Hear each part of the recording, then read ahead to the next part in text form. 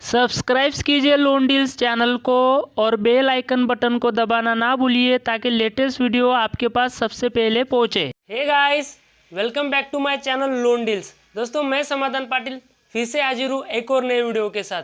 दोस्तों, मैं मेरे चैनल पर फाइनेंस, लोन से जुड़े बिजनेसेस, फाइनेंस से जुड़े बिजनेसेस और लॉ एंड ऑर्डर पर वीडियोस लाता हूँ। तो इस तरह की वीडियो देखने के लिए बने रहे मेरे चैनल के साथ। मेरे चैनल को सब्सक्राइब कीजिए और साथ ही में बेल आइकन बटन को दबा दीजिए ताकि मेरा जो भी नया वीडियो है उसका नोटिफिकेशन आपके पास सबसे पहले आता रहे। तो चलिए वीडियो शुरू करते हैं। दोस्तों, सरकारी बैंक हो या गैर सरकारी बैंक हो, जैसे कि SBI bank, bank of Baroda, HDFC bank, axis bank और भी कई सारी कमर्शियल बैंक है।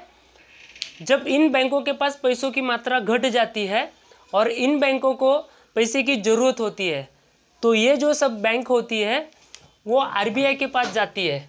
RBI यानी कि reserve bank of India. RBI हमारा हिंदुस्तान का बहुत बड़ी बैंक है और जितनी भी सरकारी और गैर सरकारी और दूसरे कमर्शियल बैंक है, इस पर निगरानी करने का काम RBI करती है। और इन बैंकों को जो भी नियम या शर्तें लागू होते हैं वो RBI की निगरानी में लगते हैं। तो ये जो सरकारी और गैर सरकारी बैंक है ये RBI के पास जाती है और RBI से लोन लेती है। और जब RBI से वो लोन लेती है तो RBI इनको जो इंटरेस्ट से लोन देती है उस इंटरेस्ट को हम रेपो रेट कहते हैं। अब हाल में जो RBI का रेपो रेट चल रहा है वो 4% का चल रहा है।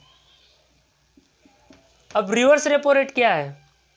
तो दोस्तों, उसी तरह जैसे कि ये सरकारी बैंक और गैर सरकारी बैंक होती है, जब इनका बिजनेस अच्छे से चलता है, इनके पास सेविंग अकाउंट्स ज़्यादा खुलने लगते हैं, इनके पास फिक्स डिपॉजिट ज़्यादा आने लगती है, तब इनके पास जब जो एक्स्ट्रा पैसा पड़ा होता है तो ये बैंकें वो एक्स्ट्रा पैसा RBI को देती है और RBI उसके बदले उनको इंटरेस्ट देती है। और जो इंटरेस्ट RBI उनको देती है उस इंटरेस्ट को रिवर्स रेपो रेट कहते हैं। ठीक है दोस्तों, तो रेपो रेट और रिवर्स रेपो रेट में ज़्यादा अंतर नहीं है, सिंपल फंडा है। सरकारी बैंक या गैर सरकारी बैंक जब RBI से कर्जा लेती है और जो इंटरेस्ट उनको लगता है उसे रेपो रेट कहते हैं। और ये बैंकें जो RBI को पास पैसा देती है और RBI उनके बदले जो इंटरेस्ट देती है उसे रिवर्स रेपो रेट कहा जाता है। अब बात करते हैं कि MCLR क्या है। दोस्तों, MCLR यानी कि marginal cost of base lending rate. MCLR जो होता है, जब अगर बैंकों ने RBI से लोन लिया, ठीक है, RBI का जो हाल में रेपो रेट चल रहा है वो 4% का चल रहा है और रिवर्स रेपो रेट जो चल रहा है वो 3.35% का चल रहा है। ये चीज़ याद रखना दोस्तों, रेपो रेट और रिवर्स रेपो रेट के रेट ऑफ इंटरेस्ट में आपको अंतर देखने को मिलेगा। रिवर्स रेपो रेट से हमेशा रेपो रेट ज़्यादा होता है। तो दोस्तों, मान लो कि किसी बैंक का रेपो रेट 4% है, RBI ने उसको 4% से दिया और वो किसी और को अगर लोन देगा तो जाहिर सी बात है वो अपना उसमें मुनाफा जोड़ेगा। तो MCLR में क्या होता है, बैंक जो होती है उनका जो खर्चा होता है, जैसे कि एम्प्लॉयज़ की सैलरीज, इतने बड़े ऑफिसर्स जो जितने उनके रेंट पे ऑफिस लिए होते हैं, इतना भी उनका खर्चा हुआ होता है, वो खर्चा प्लस उसमें अपना मुनाफा जोड़ती है। तो उस मुनाफे को लागत और मुनाफा जो जोड़ते हैं उसे MCLR कहते हैं। जो बैंक होती है उनको हर महीने को MCLR RBI को देना होता है। तो इस तरह से MCLR होता है। अब PLR क्या होता है? PLR भी उसी तरह से प्राइमिंग लेंडिंग रेट होता है।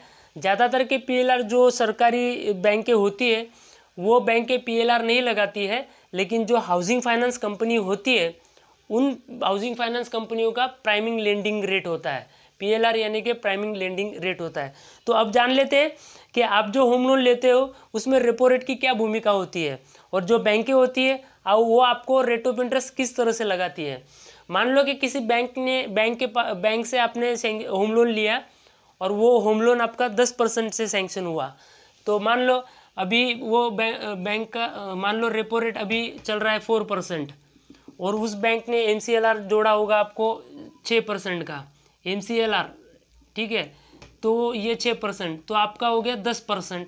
अब मान लो रेपो रेट घट गया 4% से लेके 3.5% हो गया, तो आपका जो रेट ऑफ इंटरेस्ट होगा वो 9% का होगा।